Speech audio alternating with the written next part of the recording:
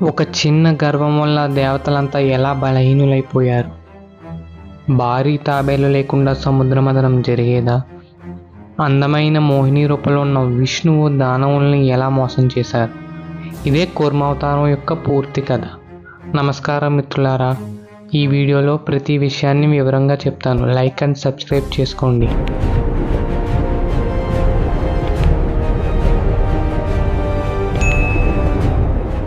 దూర్వాస మహర్షి శాపం. ఈ కథ సముద్రమథనం కంటే ముందే మొదలైంది. దానికి కారణం దూర్వాస మహర్షి. దూర్వాస మహర్షి అంటే శివుని అంశతో జన్మించిన గొప్ప జ్ఞాని. కానీ ఆయనకు కోపం చాలా ఎక్కువ. ఒకరోజు దూర్వాస మహర్షి వైకుంఠం నుండి వస్తూ ఒక దివ్యమైన పారిజాత పుష్పాల మాలను ప్రసాదంగా పొందుతారు. దారిలో ఐరావతంపై వెళ్తున్న ఇంద్రుడు కనిపిస్తాడు. మహర్షి ఎంతో ప్రేమతో ఆ మాలను ఇంద్రుడికి ఇస్తాడు. కానీ గర్వంతో ఉన్న ఇంద్రుడు ఆ మాల విలువ తెలియక దానిని తన ఏనుగు తలపై పెడతాడు. ఆ ఏనుగు ఆ మాలను తొండంతో తీసి కింద పడేసి కాలుతో తొక్కేస్తుంది. దీనిని చూసిన దూర్వాస మహర్షి ఆగ్రహం కట్టలు తెంచుకుంది. ఇంద్రా, సాక్షాత్తు లక్ష్మీదేవి నివాసంగా ఉండే ఆ మాలను అవమానిస్తావా? నీ సంపదను చూసుకునే కదా ఇంత గర్వం. నేటి నుండి నీవు, నీ దేవతలంతా తేజస్సును, శక్తిని, అమరత్వాన్ని కోల్పోయి దరిద్రులవుదురుగాక అని శపిస్తాడు. ఆ క్షణం నుండి దేవతలంతా ముసలివారైపోయారు. వారి శక్తి క్షీణించింది. ఇది కనిపెట్టిన అసురరాజు బలిచక్రవర్తి దేవలోకంపై దాడి చేసి స్వర్గాన్ని ఆక్రమించుకుంటాడు. దిక్కుచోచని స్థితిలో దేవతలు బ్రహ్మదేవుని వద్దకు, ఆపై శ్రీ మహావిష్ణువు వద్దకు చేరుకుంటారు. సముద్రమథనం ఏర్పాటు మరియు కూర్మరూపం. మహావిష్ణువు ఒక ఉపాయం చెబుతారు. దేవతలారా, ఇప్పుడు మీకు శక్తి లేదు కాబట్టి శత్రువులైన దానవులతో సంధి చేసుకోండి. పాల సముద్రాన్ని చిలికితే అమృతం వస్తుంది. అది తాగితే మీకు మళ్ళా మునుపటి శక్తి వస్తుంది అని చెబుతారు. అమృతం కోసం దేవదానవులు చేతులు కలిపారు. మందార పర్వతాన్ని కబంగా, వాసుకిని అనే మహాసర్పాన్ని తాడుగా వాడాలని నిర్ణయించుకున్నారు. ఒకవైపు దేవతలు, మరోవైపు దానవులు వాసుకిని పట్టుకుని చిలకడం మొదలుపెట్టారు. కానీ ఇక్కడ ఒక సమస్య వచ్చింది. మందార పర్వతానికి కింద ఆధారం లేకపోవడంతో అది సముద్రం లోపలికి మునిగిపోవడం మొదలైంది. అప్పుడు మహావిష్ణువు ఒక భారీ కూర్మ రూపాన్ని ధరించి సముద్రం అడుగున చేరి ఆ కొండను తన వీపుపై మోశారు. 1,00,000 యోజనాలు వెడల్పు ఉన్న ఆ వీపుపై కొండ స్థిరంగా నిలిచింది. సముద్రం నుండి ఉద్భవించిన రత్నాలు. సముద్రమథనం మొదలైంది. సముద్రం అల్లకల్లోలమైంది. అందులో నుండి ఒక్కొక్కటిగా అద్భుతాలు రావడం మొదలయ్యాయి. ఆలాహలం. మొదటగా వచ్చింది అమృతం కాదు, లోకాలను నాశనం చేసే భయంకరమైన విషం. దేవతలు, దానవులు భయంతో పారిపోతుంటే పరమేశ్వరుడు ఆ విషాన్ని తాగి పార్వతీదేవి సాయంతో గొంతులోనే నిలిపివేశారు.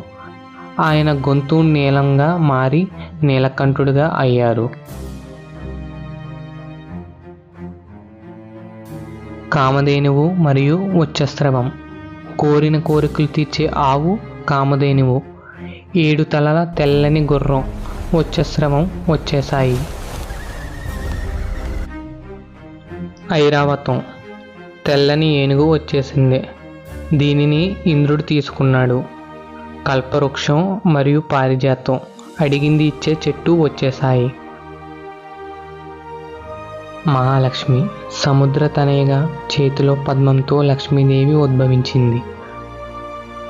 ఆమె శ్రీ మహావిష్ణువుని వరించింది. కౌస్తభమణి. ప్రపంచంలోనే అత్యంత విలువైన మణి వచ్చింది. దీనిని విష్ణువు ధరించారు. ధన్వంతరి. చివరిగా ఆయుర్వేద పితామహుడు ధన్వంతరి తన చేతుల్లో బంగారపు అమృత కలశాన్ని పట్టుకుని ప్రత్యక్షమయ్యారు. మోహిని అవతారం మరియు దానవుల మోసం. అమృత కలశం రాగానే దానవులు దానిని లాక్కుని పారిపోయారు. దేవతలు మళ్ళీ దిక్కుతోచని స్థితిలో పడ్డారు. అప్పుడు విష్ణువు ఒక మాయా రూపం ఎత్తారు. అదే మోహిని. ప్రపంచంలోనే ఏ స్త్రీకి లేని అందం, చురుకైన కళ్ళు, మధురమైన మాటలతో మోహిని దానవుల ముందుకు వెళ్ళింది. ఆమె అందానికి ముగ్ధులైన దానవులు అమృత కలశాన్ని ఆమెకే ఇచ్చి, నీవు మాకు పంచు అని కోరారు. మోహిని ఒక నిబంధన పెట్టింది, నేను ఎలా పంచినా మీరు అడ్డు చెప్పకూడదు. వారు సరేనన్నారు. మోహిని దేవతలను ఒక వరుసలో, దానవులను ఒక వరుసలో కూర్చోబెట్టింది. ఆమె తన వయ్యారాలతో దానవులను మోహింపు చేసింది. అమృతాన్ని మాత్రం దేవతలకు పోయడం మొదలుపెట్టింది.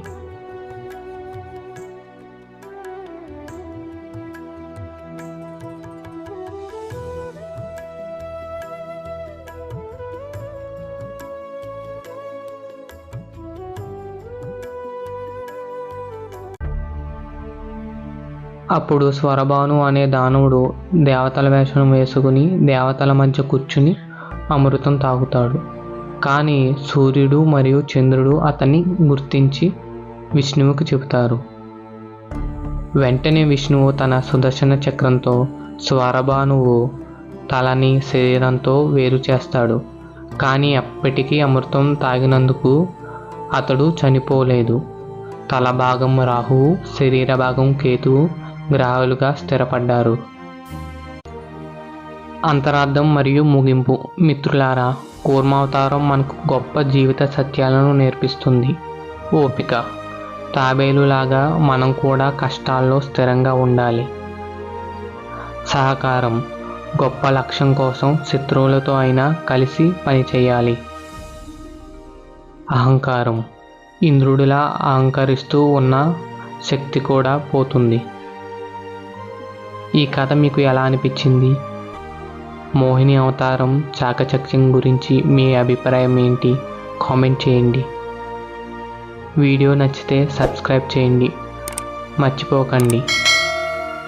తదుపరి వీడియోలో మరిన్ని విషయాల గురించి తెలుసుకుందాం. జై శ్రీమన్నారాయణ.